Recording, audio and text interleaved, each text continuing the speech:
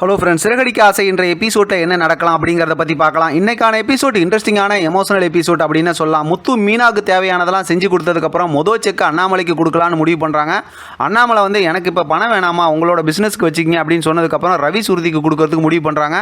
அதுக்காக செக் எழுத போகும்போது மனோஜ் வந்து செக்கெல்லாம் மீனாவுக்கு எழுத தெரியுமா அப்படிங்கிற மாதிரி கிண்டல் பண்ணுறாங்க.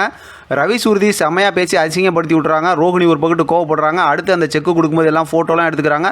ரொம்ப சந்தோஷமான மூமெண்ட்டாக இருக்குது. இங்கே கடையில் வந்து ரோஹிணி வந்து செக் பண்ணி பார்க்கும்போது டேக்ஸ் கட்டல அப்படிங்கிறனால என்னாச்சு மனோஜ்னு கேட்குறாங்க. மனோஜ் வந்து நான் மறந்துட்டேன் அப்படின்னு சொல்லிக்கிட்டு இருக்காங்க. அந்த நேரத்தில் பார்த்தா அது சம்மந்தமாக இருக்க ஆஃபீஸர்ஸ்லாம் வந்துடுறாங்க. அவங்க வந்து உடனடியாக நீங்கள் பணத்தை கட்டணும், இல்லாட்டி நாங்கள் கடையை மூடிடுவோம்னு சொல்லும்போது எங்களுக்கு கொஞ்சம் டைம் கொடுங்க அப்படின்னு கேட்குறாங்க. 2 லட்ச ரூபா பணம் இப்போ உடனே கட்டி ஆகணும்னு சொல்கிறாங்க.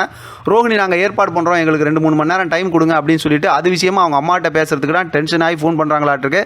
நான் கூட என்ன ஏற்கனவே நினச்சிட்டேன் அப்படின்னா முத்துவோட அப்பா ஸ்கூலுக்கு போகிற விஷயத்தை தான் சொல்கிறதுக்கு ஃபோன் பண்ணுறாங்களோன்னு நினச்சேன். இங்கே முத்து பார்த்தோம் அப்படின்னா அண்ணாமலை கொண்டு வந்து ஸ்கூலில் விட்டுட்டு அதுக்கப்புறம் அண்ணாமலை கிட்ட பேசிட்டு வெளியில் போகும்போது பார்த்தா ரோஹிணியோட அம்மா கிறிஸ் எல்லாம் பார்த்துடுறாங்க. அவங்க பார்த்துட்டு அவங்கள்ட்ட பேச ஆரம்பிக்கிறாங்க. இந்த மாதிரி இங்கே தான் இருக்கும் அப்படி இப்படிங்கிற விஷயம்லாம் சொல்கிறாங்க. அந்த நேரத்தில் தான் ரோஹிணி ஃபோன் அடிக்கிறாங்க. இப்போ அவங்க அம்மாவால் எடுக்க முடியல. முத்து வந்து கிறிஸுக்கு சாக்லேட் வாங்கி கொடுக்கறதுக்காக கூட்டிகிட்டு போயிடுறாரு. அந்த கேப்பில் பார்த்தோம் அப்படின்னா இப்போ ரோஹிணி வந்து அவங்க அம்மாட்ட பேசி இது விஷயமா கோவப்படுறாங்க.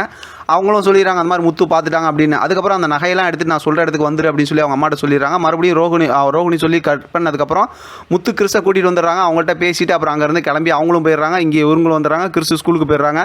இங்கே பார்த்தோம் அப்படின்னா வித்யா இருக்காங்களா, ரோஹிணியோட ஃப்ரெண்டு வித்யாவை பார்க்கறதுக்கு அந்த முத்துவோட ஃப்ரெண்டோட அவங்க இருக்காங்கல்ல முருகன் அவங்க வராங்க. அவங்க வந்தப்போ மீனா சொல்லியிருந்தாங்களா அவங்கள பற்றி புரிஞ்சுக்கிறது அவங்க ஃபோனை கேளுங்கன்னு. ஃபோனை பேசிட்டு கொஞ்ச நேரம் பேசிட்டு இருக்காங்க. 2 பேத்துக்குள்ளார சூப்பராக ஒரு காமெடி கலாட்ட ரொமான்ஸ் நடக்குது. அப்போ ஃபோனை கேட்டதுமே அவர் கொடுத்துட்றாரு. இவங்களும் வாங்கி வச்சுக்கிறாங்க. அதை எடுத்துகிட்டு உள்ளே வந்து என்ன கேட்டதுமே கொடுத்துட்டாங்க, அவ்வளோ நல்லவனா அப்படிங்கிற மாதிரி யோசிச்சுக்கிட்டு இவங்களும் உள்ளே வராங்க. அதோட பார்த்தா இன்றைக்கான எபிசோட் முடிச்சிருக்காங்க. மொத்தத்தில் இன்றைக்கான எபிசோடோட சுவாரஸ்யம் என்ன அப்படின்னு பார்த்தா முத்து கிறிஸோட அம்மா, அதாவது கிறிஸோட பாட்டியை பார்த்துட்டாங்க, ரோஹிணியோட அம்மாவை பார்த்துட்டாங்க. அவங்க இந்த ஊரில் தான் இருக்காங்கன்னு தெரிஞ்சுக்கிட்டாங்க. அது ஒரு பக்கத்து ஒரு கதை போனாலும் இன்னொரு பக்கத்து பார்த்தா டேக்ஸுக்கு பணம் கட்டுறதுக்காக பார்த்தா உடனடியாக வந்துட்டாங்க. இப்போ அதுக்கு வீட்டில் இருக்க நகையெல்லாம் கொண்டு வந்து அடமானம் வச்சு அந்த பணத்தையும் பார்த்தோம்னா ரோஹிணி ஏற்பாடு பண்ணிட்டாங்க. ஆனால் இதெல்லாம் ஏற்பாடு பண்ணதுக்கப்புறம் மனோஜ் வந்துட்டு இப்போ ரோஹிணி மேலே இன்னுமே பாசம் அதிகமாகிடுச்சு. எனக்காக நீ எல்லாம் பண்ணுற அப்படின்னு அது சம்மந்தமாக அடுத்து ப்ரோமோவில் காட்டுறாங்க. அது சம்மந்தமாக நம்ம பேசலாம்.